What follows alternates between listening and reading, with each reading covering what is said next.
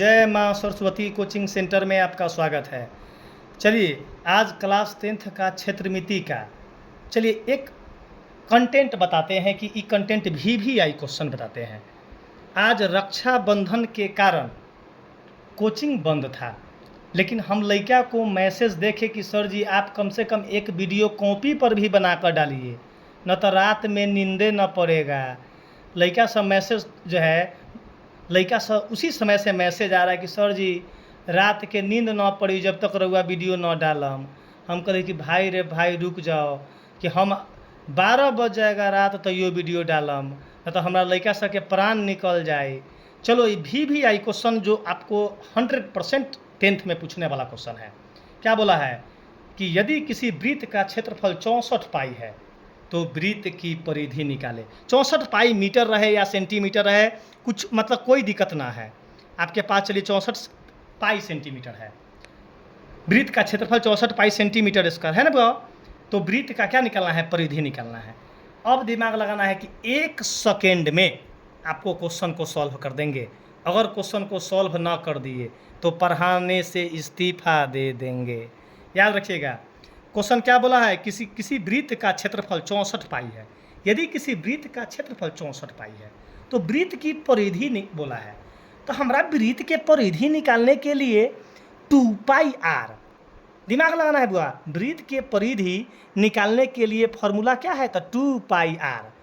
तो 2 तो हमको फॉर्मूले में, चलिए 2 तो फॉर्मूले में के है। पाई के मान तो हम 22/7 पुट कर देंगे। आर तो हमको चाहिए, तो आर कैसे निकलेगा, तो हम वृत्त के क्षेत्रफल से आर को पैदा करेंगे। अब देखिए क्या है, तो वृत्त का क्षेत्रफल होता, वृत्त का क्षेत्रफल क्या दिले है, तो 64 पाई। अब देखना है अब आपके पास क्या है, वृत्त का क्षेत्रफल रियल क्या होता है, तो वृत्त का क्षेत्रफल होता है पाई आर स्क्वायर। अब देखिएगा यहाँ 64 पाई, देखिएगा 64 पाई आपके पास दिले है। अब आपके पास देखना है सबसे पहले और 64 पाई, यहाँ देखिएगा अब हमारे पास पाई से पाई काट देते हैं, पाई से पाई कट गया, बचा कथी, आर स्क्वायर बराबर 64, आर स्क्वायर बराबर 64। अब देखना है जब आर निकालेंगे तो इस पर रूट चढ़ जाएगा, तो आर तो 64 का वर्गमूल निकालेंगे, तो 64 का वर्गमूल तो निकालने आता है, तो 64 का वर्गमूल कितना होगा आपके पास, क्या निकालेंगे, 64 का वर्गमूल निकालेंगे। यहाँ देखिएगा तो यहाँ 2 से 32, 2 से 16, 2 से 8, 2 से 4 और 2 से 2 और 2 एकम 2। और देखना है हमारे पास वर्गमूल होता है 2 गो में से एगो, तो 2 गो 2 का एगो 2, 2 गो 2 का एगो 2, 2 गो 2 का एगो 2। अब देखिएगा 2 दूना 4, 4 दूना 8, हमारे पास वर्गमूल आ गया 8। अब देखना है 8 सेंटीमीटर आपके पास वर्ग क्या आ गया, 8 सेंटीमीटर। अब हमारे पास आर निकल गया, तो मांगा है वृत्त की परिधि। अब वृत्त के परिधि 1 सेकेंड में पुट कर देंगे, तो लिखेंगे वृत्त की परिधि बराबर 2 पाई आर। वृत्त के परिधि यहाँ क्या देते हैं, ई रफ हो गया आपके पास। अब 2 पाई आर, अब इसमें पुट कर देते हैं 2, पाई के मान हमारे पास 22/7, आर का मान निकला है 8, यहाँ सेंटीमीटर।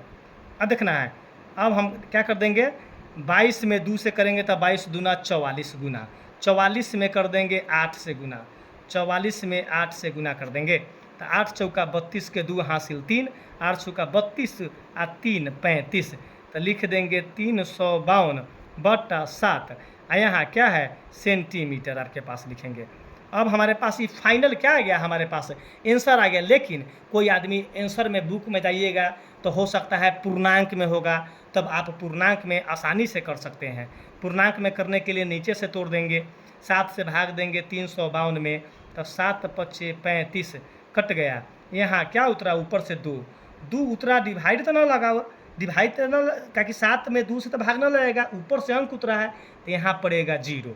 अब देखिएगा हमारे पास आ गया कितना, तो ये भागफल जो होता है पूर्णांक में चला जाता है, और शेषफल को ऊपर करते हैं, और जो क्या होता है भाज्य जो होता है, जिससे जो भाज्य जो है भाजक जो होता है वह नीचे चल जाता है, हर बन जाता है।